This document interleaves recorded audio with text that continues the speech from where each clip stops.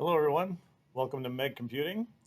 Today we're going to do an overview of the VAS portal dashboard and its functionality um, for enrolling customers, sites, cameras, and users.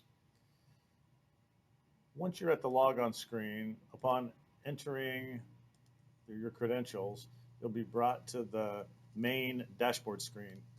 And you'll see here, this is where all of that functionality is done, right? So the steps for enrolling a customer and submitting their name, cameras, and shows an analytics to us in kind of an administrative task to enroll in licensing. You'll enroll customers, sites, cameras, and chosen analytics and set those thresholds as well as their notifications. Then you'll also manage those end user sites and end users from this dashboard as well. From the main dashboard, you'll see at the top is a drop-down menu that lists the end user sites, the customers that are enrolled in this dashboard for each channel partner. So you go in and select a particular customer site, click save, and now all the data associated with that chosen customer will be on the screen.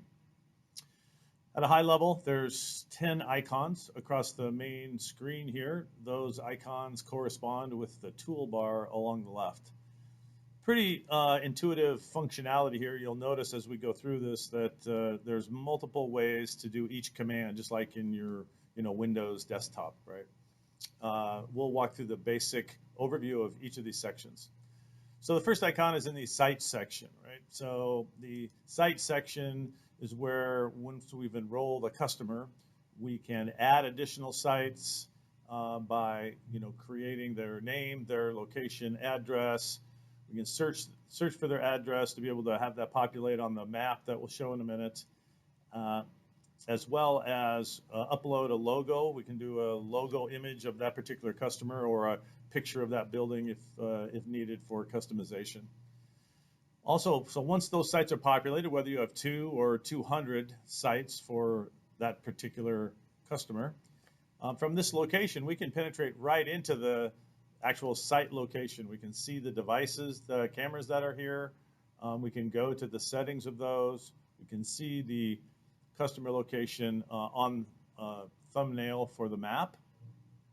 We can add cameras to that location from here. Here's a screen that shows you adding the name, adding the identification, adding the IP address or RTSP stream, and then submitting allows us to then also not only enroll the camera, but enroll an analytic, which I'll show you at a high level in a minute.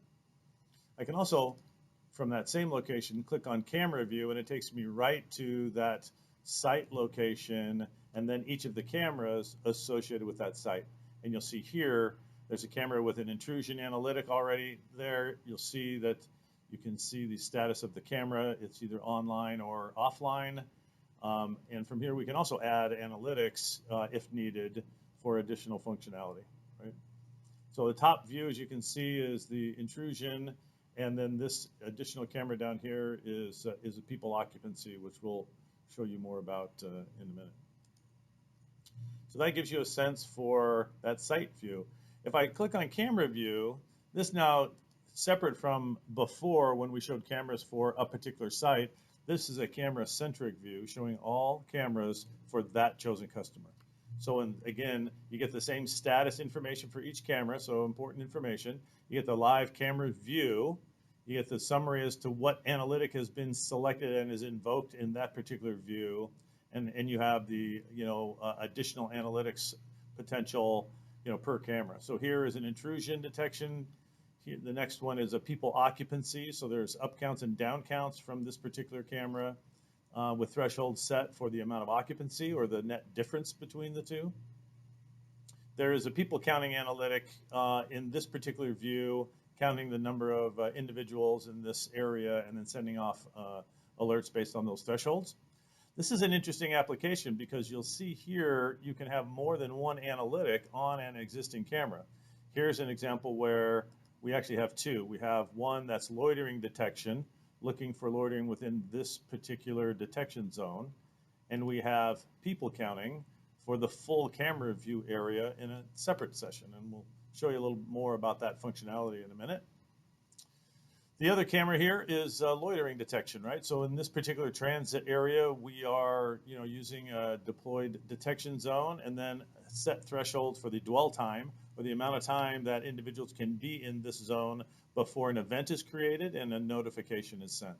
So there's loitering detection, and then you have the ability to add additional cameras as we showed you earlier.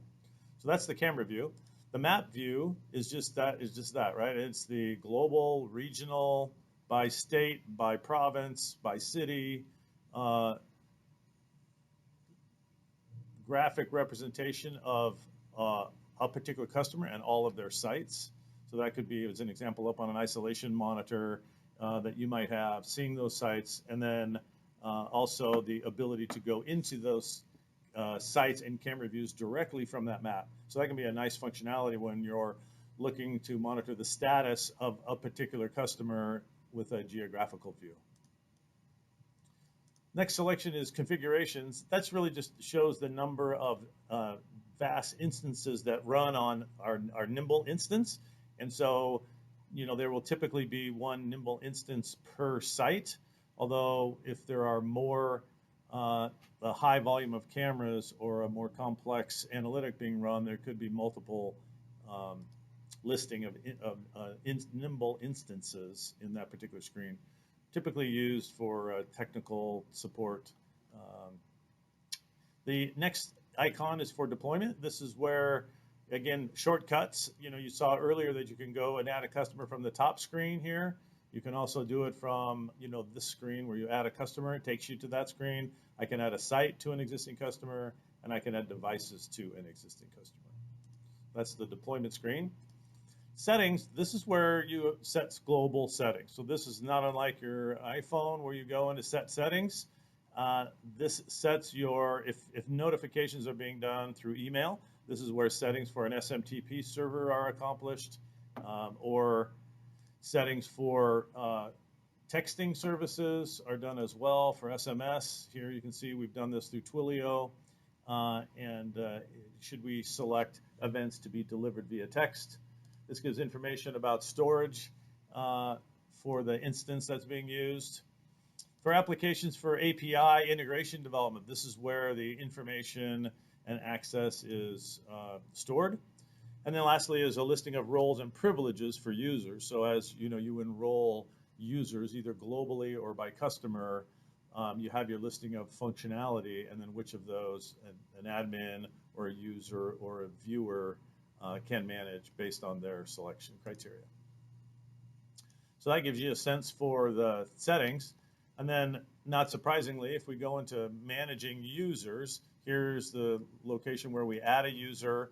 We saw those settings before. So I would add individual, select their password, choose what level of authorization that they have, and then submit.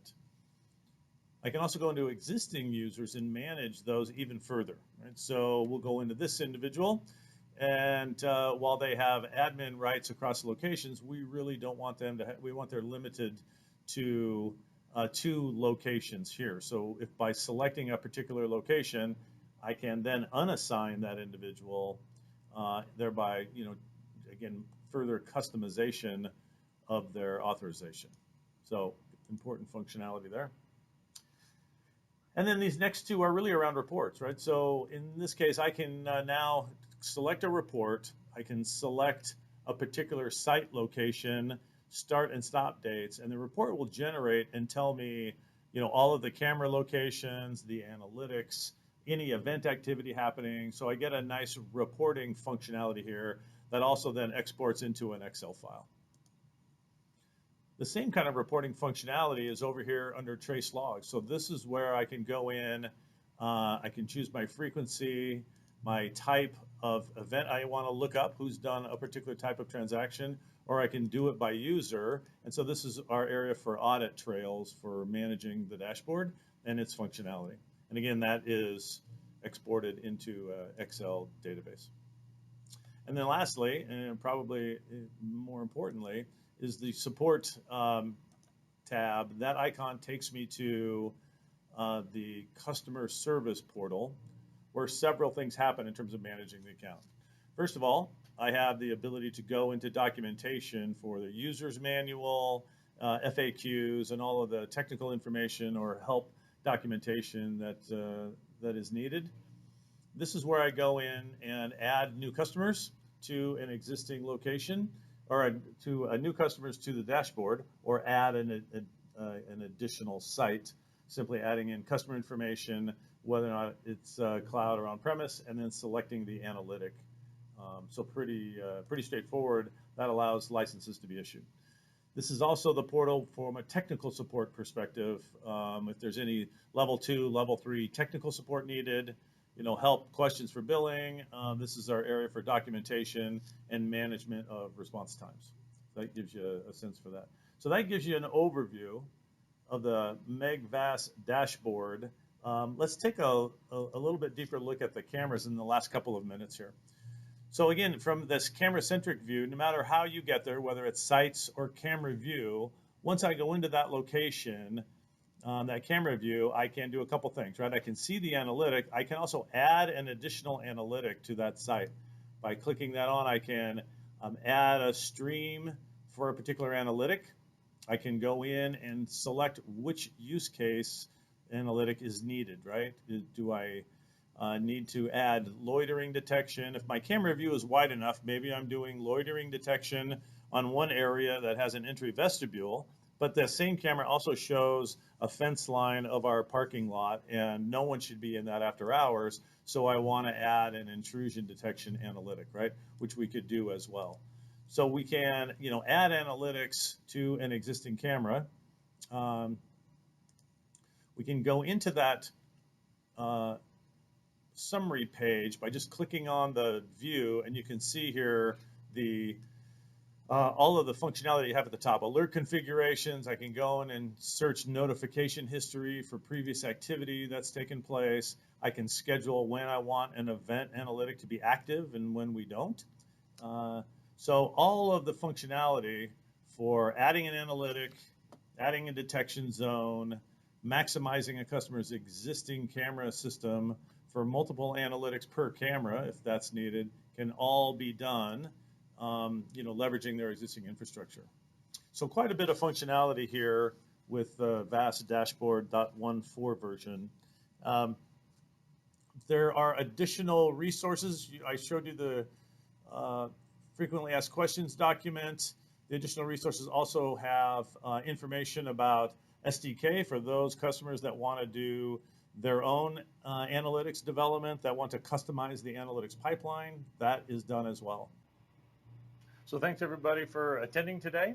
For additional information, you can go to megh.com, where you'll find more information on analytics for smart building, smart warehouses, and many other applications. In addition, you can contact us on the contact page at megh.com. Thanks a lot and have a great day.